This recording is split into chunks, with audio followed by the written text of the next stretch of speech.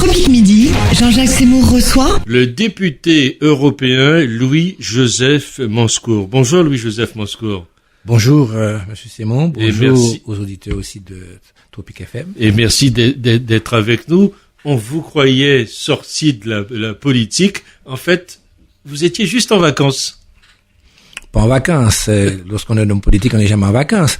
Disons que je suis resté quand même 26 ans maire. Après avoir été 11 ans premier adjoint au maire, il était tout à fait normal que je puisse passer le même. Parfois, c'est difficile de le faire, mais il faut le faire. Et puis voilà, aujourd'hui, c'est un autre challenge. Je suis député européen depuis mai 2014. Député européen, après avoir été député aussi à l'Assemblée nationale. Dites-moi, vous avez l'impression d'être plus utile là-bas, à Bruxelles, à Strasbourg, qu'à l'Assemblée nationale? Je ne dirais pas plus utile, mais je veux dire c'est une autre approche des choses, parce que on a quand même 28 pays, on a des cultures différentes, on a une manière de voir les choses. C'est un budget différent, et puis c'est des lois qui sont différentes, c'est-à-dire des directives qui s'imposent bien sûr aux États membres. Donc par conséquent, c'est une autre forme de législature en quelque sorte. Une autre forme. Et vous vous sentez bien dans ce nouvel ensemble? C'est passionnant, il y a beaucoup de travail, il y a beaucoup de sujets qui nous interpellent, non seulement au niveau européen, mais aussi au niveau local, puisque je suis député des Domiens, je représente l'ensemble des Dom-Tom, des 11 pays, des 11 territoires des Dom-Tom, et à ce titre-là, il y a beaucoup de questions qui sont urgentes, qui sont importantes, pour lesquelles il faut qu'on apporte des réponses. Alors, il y a des questions urgentes, et on va en parler dans un instant, mais nos compatriotes se demandent souvent comment fonctionne cette Europe dont les mécanismes lui apparaissent souvent opaques. C'est vrai, vous avez raison. Nos compatriotes se sentent éloignés de l'Europe. Ils n'ont pas le sentiment ils oublient qu'ils vivent au quotidien dans l'Europe. Chaque action qui est menée sur le territoire a forcément des relents européens. C'est parce que l'Europe, quand même, et qui est supra, permet aux États membres de pouvoir régler un certain nombre de problèmes. Donc par conséquent, d'ailleurs, ma mission, c'est de faire en sorte qu'on connaisse davantage l'Europe, ne serait-ce qu'en passant par les jeunes, avec les collèges, les lycées, les prépas, et aussi et surtout de mieux informer le citoyen, ne pas attendre seulement les subventions, les aides de l'État, etc. Oui, parce que de l'Europe, ils ne connaissent que les subventions. On a donné tant pour faire telle route nationale, mais c'est tout ce qu'ils connaissent, quoi, finalement. Oui, mais ils ne savent pas que lorsqu'il y a une décision qui est prise concernant l'environnement ou bien le climat, je prends cet exemple-là parce que c'est d'actualité. Oui, parce que c'est d'actualité. C'est d'actualité. Eh bien, c'est l'Europe qui donne des directives aux États membres pour permettre de régler les problèmes. Parce que vous savez, les États membres, c'est difficile. Il y a parfois des pressions internes, etc. Et l'Europe, on est au-dessus de tout et on voit les problèmes de manière globale, et ça permet d'apporter des réponses qui ne soient pas dans les intérêts des différents États, parce que parfois les intérêts sont divergents. Vous avez des pressions? Qui? Vous avez des pressions? Vous subissez des pressions? Parce que par exemple, vous devez faire passer des dérogations, parce qu'on dit qu'un député européen d'outre-mer, c'est le député des dérogations. Oui, alors il faut dire aussi qu'il y a un lobbying extraordinaire. Ça, c'est très, très, très important. Et si on n'est pas vraiment costaud, on n'est pas solide, on risque de se laisser influencer par des lobbyistes, parce qu'il y en a beaucoup. Bon, enfin, mais ceci étant, c'est à nous d'être responsables et de faire en sorte que les intérêts supérieurs de nos pays, de nos territoires, passent avant des considérations des lobbyistes tels qu'ils s'est présenté.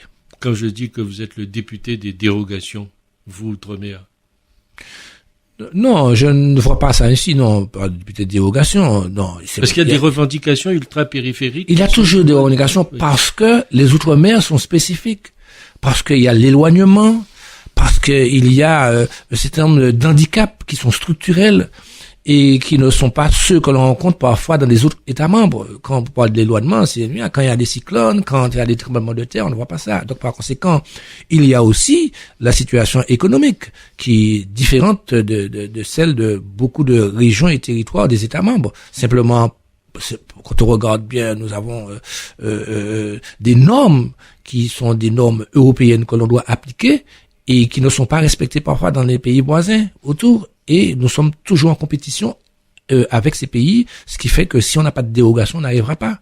Ne serait-ce que pour en matière d'octroi de mer. nous avons l'octroi de mer. Bon, c'est vrai que c'est une taxe qui est longtemps décriée par l'Europe ne comprend pas. Mais quand vous avez des produits qui viennent du Brésil et qui sont produits par parfois des enfants, parfois où les normes sociales ne sont pas les mêmes, où il n'y a pas la sécurité sociale, bref, où il n'y a pas les mêmes garanties, ces pays sont en compétition avec nous, où il faut payer le SMIC, il faut respecter toutes les normes auxquelles je veux de faire allusion. Donc, s'il n'y a pas de dérogation pour que nous soyons compétitifs, pour que nous puissions écouler nos produits, parce que nous sommes des Européens, même si nous sommes loin, donc par conséquent, je peux comprendre qu'il y ait des dérogations. Il faut comprendre qu'il y ait des dérogations. Alors c'est vrai qu'on va pas attendre tout de l'Europe, on va pas attendre que des subventions, mais parfois il y a nécessité. Et l'article 349 du traité de Lisbonne reconnaît cela et reconnaît que nous avons des spécificités et dont il faut tenir compte. Oui, et comment vos collègues européens regardent ce dossier de l'octroi de mer? Parce que je crois que depuis que je suis journaliste, chaque année, on en parle. Oui, je vais être honnête avec vous, parfois pas de bon œil. Hein? Ils ne comprennent pas pourquoi il y a toujours ces dérogations, pourquoi c'est les régions ultrapériphériques, pourquoi nous, pourquoi pas eux. Il y a des difficultés à faire comprendre. Mais c'est pour cela qu'il y a nécessité pour ce que je ferai d'ailleurs, pour le député européen, les députés d'outre-mer, nous sommes 3, de faire en sorte que les Roumains, les Polonais, ils viennent visiter nos territoires et se rendre compte de visu des difficultés que nous avons parfois pour pouvoir développer nos spéculations, nos agricultures et tout le reste, tout ce qui est économique. Alors on parlait d'une dérogation sur 10 ans, je crois qu'elle a été ramenée à 6. Bon, ça rétrécit comme de chagrin. Oui, à 7 ans, c'est vrai que c'est aussi vrai pour la durée, mais il y a une étape intermédiaire qui est en 2017, nous devrons nous battre, c'est pour montrer la difficulté qu'on a, hein. Nous devons nous battre pour qu'on puisse proroger en quelque sorte ce dispositif. Nous n'avons pas pu obtenir aussi, disons, le seuil qui était de 500 000 euros, qui est descendu à 300 000 euros, c'est-à-dire pour toutes les entreprises qui doivent entrer dans le champ de cette application. Mais c'est un combat. C'est un combat et on doit mener ce combat en disant que tôt ou tard, il va falloir, peut-être dans 5 ans, dans 10 ans, dans 20 ans, je ne sais pas trop, mais il va falloir qu'on puisse trouver une autre manière de financer nos économies, notamment les collectivités locales. Parce il faut y penser dès maintenant. Oui, on y pense, mais il faut que l'État français aussi fasse des efforts, réfléchisse pour trouver des solutions à ce problème, parce que ça ne va pas durer éternellement. Vous êtes un peu le bras armé de la ministre de l'Outre-mer là-bas? Enfin, bon, avec ce que vous dites, disons que nous travaillons ensemble, disons que nous pas seulement, nous sommes 13 députés, 74 députés européens, dont 13 socialistes, et je pense que tous, nous faisons en sorte que pour défendre les intérêts de l'Europe, mais aussi les intérêts français. Alors, vous avez soutenu l'élection de Martin Schulz. Est-ce que cela signifiait dans votre esprit une autre direction vers un nouveau modèle de développement? Est-ce ce vote signifie la fin de l'austérité? En tout cas, des engagements ont été pris par Monsieur Schulz. J'espère bien qu'il va les respecter. Ne serait-ce que déjà, il y a un engagement de prix pour 300 milliards d'investissements pour pouvoir rebooster l'économie, faire en sorte que cette période d'austérité que l'on connaît s'efface. Alors maintenant, il reste à savoir comment les trouver, parce que l'Europe, c'est pas facile. Comment trouver les 300 milliards? Est-ce que c'est 300 milliards en plus? Est-ce que c'est 300 milliards des États membres? Tout ça n'est pas bien défini. Et nous attendons, puisqu'il nous a dit qu'au mois de décembre, il va, au cours de discours, il va nous dire exactement comment il trouve les 300 milliards et dans quel investissement, dans quelle direction, parce qu'on pourra tout faire. Il faudra voir si on ira vers le numérique, la recherche, etc. Mais ça reste à déterminer. Bon, on n'avait pas le choix. Nous avions dit, et tous étaient d'accord, de droite comme de gauche, de dire que celui qui sort en tête, c'est lui qui doit diriger en quelque sorte la commission. C'est ce que nous avons fait. Maintenant, ça ne veut pas dire que c'est un chèque en blanc qu'on donne à M. Schulz. Nous aurons à être vigilants, à l'interpeller lorsqu'il faut, pour faire en sorte que nos économies puissent relancer la croissance et faire en sorte qu'il y ait moins de chômage. Et je crois que c'est ça qui me paraît le plus important aujourd'hui. Le Parlement européen a accordé récemment sa confiance à la nouvelle Commission européenne. Mais ça sert à quoi une Commission européenne? Ça aussi, c'est une question que se posent les citoyens. Oui, ça sert à quoi? À mener les politiques en direction des États membres, c'est-à-dire politique économique, politique culturelle, politique de recherche, politique de santé. Parce que vous savez, si on n'a pas ces commissaires pour travailler, chaque État membre, je prends l'exemple de la santé. Vous savez, les normes ne sont pas les mêmes. Donc, il faut harmoniser tout cela. Il faut tendre vers l'harmonisation. Et pour cela, on a besoin de ces commissions, on a besoin de ces commissaires pour travailler, pour harmoniser avec l'ensemble des États membres. Et ceci dans l'intérêt, non pas des États membres individuellement, mais collectivement. Parce que l'Europe est une entité. L'Europe, malheureusement, il reste à développer, il reste à lui donner un corps, c'est-à-dire une constitution, parce qu'on n'a pas pu voter la constitution. Il reste à lui donner, je dirais, pourquoi pas une armée, une philosophie, bref, pour être partout, parce que l'Europe, c'est la 3e puissance mondiale après la Chine et après aussi, bien sûr, l'Inde. Avant les États-Unis, je parle en termes économiques aussi, en termes économiques et en termes de population. Parce que l'Europe, c'est 500 millions d'habitants, alors que les États-Unis en ont 350 millions. Et la Chine a 1 million 3, 1 million 4 et l'Inde 1 million 2. Donc vous voyez, c'est une puissance économique très forte. Donc nous avons besoin de cohésion, nous avons besoin d'une politique qui puisse permettre à l'ensemble des États de progresser, pas au même niveau, mais de progresser. Et c'est pour cela qu'il y a nécessité pour nous d'avoir, me semble-t-il, un SMIC européen pour éviter ces disparités que l'on voit et éviter qu'on parle maintenant du plombier polonais, etc., etc. Alors, vous parlez du SMIC européen, ça tombe bien. Depuis le déclenchement de la crise financière, on a vu que le chômage des jeunes avait explosé en Europe et qu'une prestation sociale au niveau européen va être donnée aux jeunes. C'est un signal fort. Vous avez participé d'ailleurs à ce débat? Alors, on avait commencé déjà à initier avant notre arrivée, mais ça s'est concrétisé maintenant, puisque c'était l'ancienne commission, puisque la nouvelle commission est là depuis novembre, le 1er novembre 2014. Et je suis très heureux de voir que l'Union européenne ait pris conscience que finalement, si l'on veut travailler pour l'avenir, il faut d'abord aider notre jeunesse.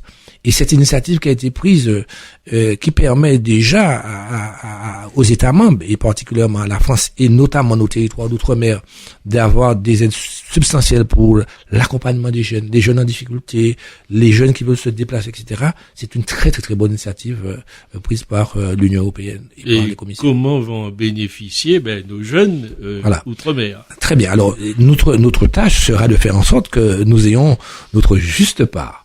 Alors ça, il faut le faire. Alors bien sûr. C'est quoi la juste part dans votre esprit? Eh bien non, parce que chaque État membre a une part, 57 milliards d'euros. Bon, il va falloir que nous ayons notre juste part, c'est-à-dire en faire en sorte que lorsque l'État français va faire sa répartition, que nous puissions obtenir un montant suffisant pour nous permettre d'accompagner nos jeunes et faire en sorte qu'ils aient des projets, qu'ils puissent se déplacer, qu'ils puissent faire de la formation, qu'ils puissent surmonter tous les handicaps que l'on connaît à leur niveau. Et je pense que c'est une très bonne initiative.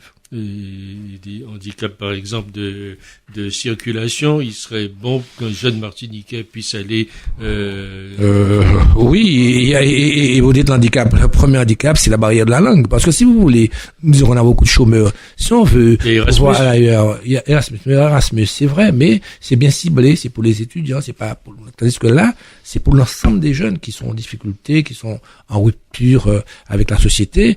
Donc c'est une dimension bien supérieure à Erasmus qui est ciblée et je pense que c'est une très bonne initiative. Alors reste à voir dans les mois qui viennent comment on va décliner tout cela, parce que là on a voté, mais il faut décliner tout ça et j'espère qu'à partir du mois de 2015 on va pouvoir, et nous devons en tant que députés domiens, disons sur l'ensemble des territoires, parce qu'il n'y a pas que il y a des DOM aussi, puisqu'on est député de 11 territoires, de voir comment nous puissions avoir, je le répète, notre part et faire en sorte que sur nos territoires qui ont des handicaps qui sont nettement supérieurs par le taux d'illettrisme supérieur à la France, de 2 fois supérieur, le taux de RSA 2 fois supérieur, le taux le taux de chômage 3 fois supérieur. Nous avons tous les handicaps par rapport au national, donc nous devons avoir aussi une part qui soit, disons, 3 fois plus importante en termes de ratio. Il y a une possibilité donc d'insertion des jeunes dans le monde du travail autre part que chez nous. En tout cas, il y a une volonté, et partout il y a une volonté, il y a un chemin. Et le chemin, c'est le chemin du développement et de donner à notre jeunesse, parce que monsieur Simon, vous savez, si nous ne faisons pas quelque chose pour notre jeunesse, eh bien, c'est toute la société qui s'écroule et puis on risque d'avoir des lendemains qui déchantent. Et ça, c'est vrai pas seulement pour l'outre-mer qui est en difficulté, mais c'est vrai aussi pour toutes les jeunes, les jeunesses européennes, hein, de la Pologne, de partout, de France aussi, donc hexagonale. Donc par conséquent, nous avons ce devoir, cette obligation morale de pouvoir le faire. Alors, il y a une question, et vous y faisiez allusion tout à l'heure, c'est la question environnementale qui est aujourd'hui dans toutes les bouches. J'imagine que là aussi, vous portez le fer. Eh bien, oui, je porte le fer. D'ailleurs, je suis membre de la commission de contrôle budgétaire. D'ailleurs, j'ai eu un rapport d'initiative dans ce domaine-là pour voir comment on contrôle le budget, l'utilisation des fonds dans tout ce qui est le domaine de l'environnement, de l'énergie et tout. Et là encore, on voit que les États membres, y compris la France d'ailleurs, n'utilisent pas tous les moyens qui leur sont donnés pour pouvoir développer ce secteur, parce que c'est l'avenir, le climat et le problème des énergies renouvelables. Je pense que l'effet de serre, tout ça, ce sont des problèmes des grands enjeux mondiaux et pour lesquels il va falloir attirer l'attention. Et je fais rappel qu'en 2015, vous savez qu'il y aura en France, à Paris, cette grande conférence internationale sur le climat. Et donc, par conséquent, je pense que la France sera au devant de la scène et elle devra commencer par elle-même faire en sorte de prendre en considération ces